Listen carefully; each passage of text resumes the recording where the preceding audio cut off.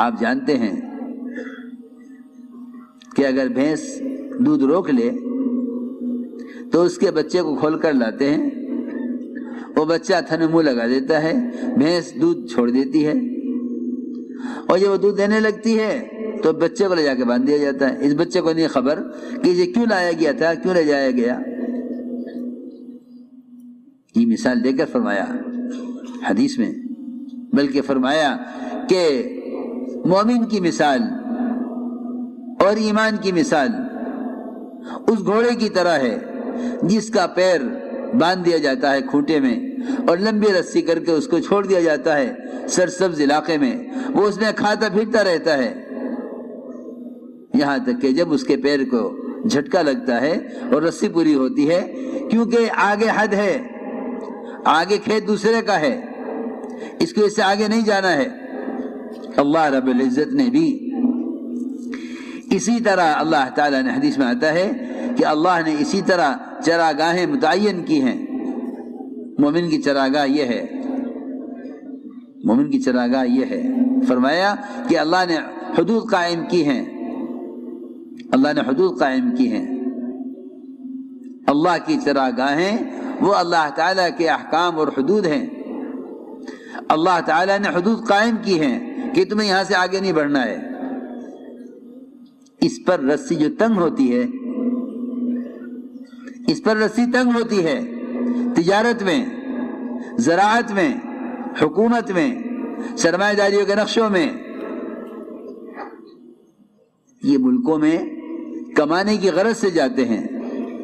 وہاں کمائی کے نقشوں میں تنگیاں، وہاں سے واپس یہ سوچ کر آ جاتے ہیں کہ اس ملک میں کمانا مشکل ہے۔ حالانکہ جو کہیں کہ جس طرح موت انسان کے آگے آگے چلتی ہے، موت انسان کے آگے آگے چلتی ہے، اس طرح رزق وہ ہر ایک کا رزق اس کے آگے موجود ہے، اس کے پیچھے بھاگنے کی ضرورت نہیں ہے۔ جس طرح موت یقینی ہے، رزق اس کا مقدر اور یقینی ہے، لیکن جو لوگ حالات سے عبرت نہیں لیتے ان کو ان کے حالات اور گناہوں کی طرف لے جاتے ہیں۔ تو میں نے عرض کیا کہ اللہ رب العزت جتنی بھی کمائی کے نقشے ہیں، ان نقشوں میں تنگیاں لاتے ہیں ان کو سمجھانے کے لیے، تو چنانچہ روایت میں ہے کہ ایمان اور مومن کی مثال اس گھوڑے کی طرح ہے جو گھوڑا اپنے کھوٹے سے بندھا ہوا ہو، جب یہ سرسبز میدان میں کھاتا ہوا چلتا رہتا ہے تو ہر گھوڑے کا مزاج یہ ہے کہ جھٹکا لگتے ہی، رسی پوری ہوتے ہی یہ کھوٹے پر واپس آ جاتا ہے، کہ اپنے کھوٹے کے پاس واپس آ جائے۔ یہ ہر گھوڑے کا مزاج ہے۔ آپ دیکھیں گے کہ جب گھوڑے کے پاؤں میں کی رسی پوری ہو جاتی ہے تو وہ کھوٹے پر واپس آ جاتا ہے۔ حدیث میں یہ مثال دے کر فرمایا یحول ثم یرجع الی آخیتہ، کہ میدان میں گھومتا رہتا ہے اور جب رسی پوری ہوتی ہے تو پلٹ کر کھوٹے پر آ جاتا ہے۔ لیکن میرے دوستوں، بزرگوں، عزیزوں، اس زمانے میں مسلمان جن حالات سے بھی گزرتا ہے ان حالات سے عبرت نہ لے کر راستے کی طرف نہیں آتا۔ اس لیے فرمایا کہ حالات عالم کا تعلق کائنات کے نقشوں سے نہیں ہے، حالات عالم کا تعلق براہ راست مومن کے بدن سے نکلنے والے اعمال سے ہے۔ ایک صحابی کی نظر پڑی ایک عورت پر، ابھی میں نے عرض کیا کہ معاملات میں تنبیہ کرتے ہیں، تجارت میں نقصان لا کر، معاشرے میں تنبیہ کرتے ہیں، معاشرے کی لائن میں کے حکم کے ٹوٹنے پر، تو جیسے نظر پڑی اس عورت پر، ادھر صحابی کا سر دیوار سے ٹکرا گیا، سیدھا آپ خود میں حاضر ہوئے، آ کے عرض کیا کہ یا رسول اللہ، میری نظر پڑی ایک لڑکی پر، اس نے فوراً کہا کہ نہیں، اسلام آ گیا ہے، میری طرف مت دیکھو۔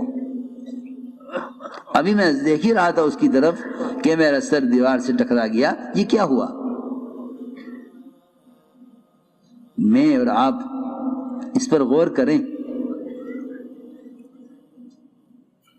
کہ ایک صغیرہ گناہ، چھوٹا گناہ، ایک چھوٹا گناہ، صرف اتنا کہ لڑکی کو دیکھ لیا، اس پر اللہ رب العزت کی طرف سے فوراً تنبیہ ہوئی کہ اس وقت تمہارا سر دیوار سے جو لگا ہے یہ کوئی اتفاقی طور پر نہیں ہو گیا۔ میں کچھ ضروری بات عرض کر رہا، ہماری جو آنکھ نہیں کھل رہی ہے، ہماری جو آنکھ نہیں کھل رہی ہے، اس کی اصل وجہ یہ ہے کہ بڑی سے بڑی بات پیش آ جاتی ہے، کہتے ہیں کہ یہ تو اتفاق سے ہو گیا، دنیا میں تو یہ ہوتا ہی ہے، دنیا میں تو ہوا کرتا ہے، اتفاق سے ہو گیا، ایسا ہونا تو نہیں تھا مگر اتفاق سے ہو گیا، ایسا ہونا تو نہیں تھا مگر اتفاق سے ہو گیا۔ سنو، مولانا جی ایسا فرماتے تھے اتفاق سے ہونا ہی دہریت ہے، اتفاق سے کچھ نہیں ہوتا، اتفاق سے ہونا ہی دہریت ہے، اتفاق سے کچھ نہیں ہوتا، جو کچھ ہوتا ہے اللہ کے کرنے سے ہوگا اور تیرے عمل پر ہوگا۔ ما اصابک من سیئۃ فمن نفسک، کہ تیرے حالات کے بگاڑ کا، سدھار کا تعلق باہر کی شکلوں سے نہیں ہے۔ تو لوگ یہ کہہ کر گزر جاتے ہیں کہ دنیا میں تو حالات آیا کرتے ہیں اچھے برے،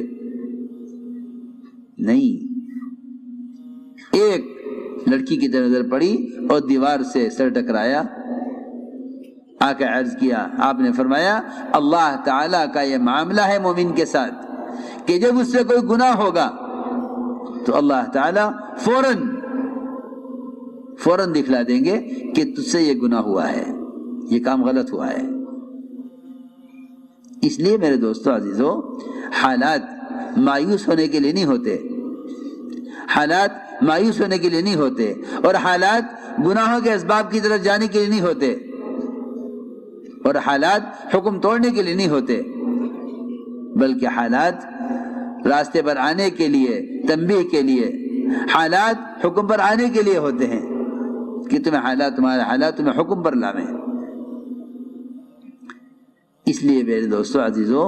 سب سے بنیادی بات یہ ہے کہ ہر قسم کے حالات سے نکلنے کے لیے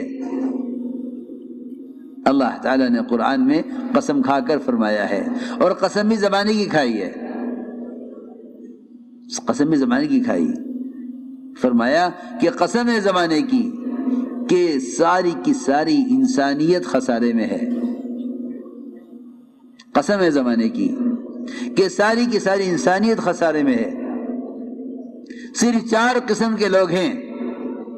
جو ہر زمانے کے خسارے سے، نقصان سے بچیں گے، سوائے ان لوگوں کے جو سب سے پہلی بات فرمائی اللہ نے، خسارے سے وہ نکلیں گے جو ایمان لائیں، وہ بچیں گے خسارے جو ایمان لائیں اور نیک اعمال کریں اور دوسروں کو ایمان پر آمادہ بھی کریں، اور دوسروں کو اعمال پر آمادہ بھی کریں، تواصی بالحق و تواصی بالصبر، دوسروں کو ایمان پر اور دوسروں کو اعمال پر آمادہ کرنے والے۔ نجات صرف ان کے لیے ہے، نجات صرف ان کے لیے ہے جو 4 کام کریں: ایمان، اعمال صالحہ، تواصی بالحق، تواصی بالصبر۔ قرآن نے اسباب نجات 4 بتلائے ہیں، قرآن نے اسباب نجات 4 بتلائے ہیں: ایمان، اعمال صالحہ، تواصی بالحق، تواصی بالصبر۔ لکھا ہے علماء نے کہ اگر اس میں سے ایک بھی کم ہوگا تو نجات نہیں ہوگی، ان میں سے ایک بھی کم ہوگا تو نجات نہیں ہوگی۔ اسباب نجات 2 نہیں ہیں، ایمان اعمال صالحہ، بلکہ اسباب نجات 4 ہیں، ایمان، اعمال صالحہ، تواصی بالحق، تواصی بالصبر، جس میں سب سے پہلی اور بنیادی چیز، سب سے پہلی بنیادی چیز وہ ایمان ہے۔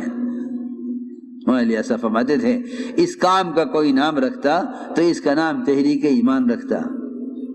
کہ یہ محنت اپنے یقینوں کے بدلنے کے لیے، اور یہ محنت اللہ تعالیٰ کو جاننے کے لیے اور اللہ کے تعارف کے لیے ہے۔ یہی وجہ ہے کہ انبیاء علیہ السلام سب سے پہلے کلمہ لا الہ الا اللہ اس کی دعوت کو دے کر بھیجے گئے ہیں۔ فرمایا وما ارسلنا من رسول الا نوحی الیہ انہ لا الہ الا انا فاعبدون، کہ ہم نے جو بھی رسول بھیجا ہے ہم نے اس سے سب سے پہلے اس کلمے کی وحی کی ہے۔ اس لیے اللہ تعالیٰ کے تمام احکام اوامر میں سب سے بڑا حکم، سب سے بڑا فریضہ اللہ پر ایمان لانا ہے۔ اس زمانے میں لوگ نماز، روزہ، حج، زکوٰۃ ان کو تو فرائض سمجھتے ہیں، لیکن ان تمام فرائض کی قبولیت کے لیے، ان تمام فرائض پر استقامت کے لیے، ان تمام فرائض پر وعدے پورے ہونے کے لیے، ان تمام فرائض پر اجر ملنے کے لیے جو سب سے بنیادی شرط تھی ایمان، اس ایمان سے غافل ہیں، ایمان سے غافل ہیں۔ بلکہ فرمایا یا ایھا الذین آمنوا آمنوا،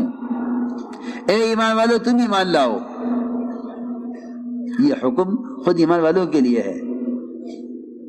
یہ حکم خود ایمان والوں کے لیے ہے۔ یا ایھا الذین آمنوا آمنوا، اے ایمان والو تم ایمان لاؤ۔ اللہ رب العزت نے اس کلمہ لا الہ الا اللہ کا سب سے زیادہ حقدار اور اہل خود مومن کو فرمایا ہے۔ الزمہم کلمۃ التقوی وکانوا احق بها واہلہا، کہ ایمان والے اس کلمہ لا الہ الا اللہ کے زیادہ اہل، زیادہ حقدار ہیں۔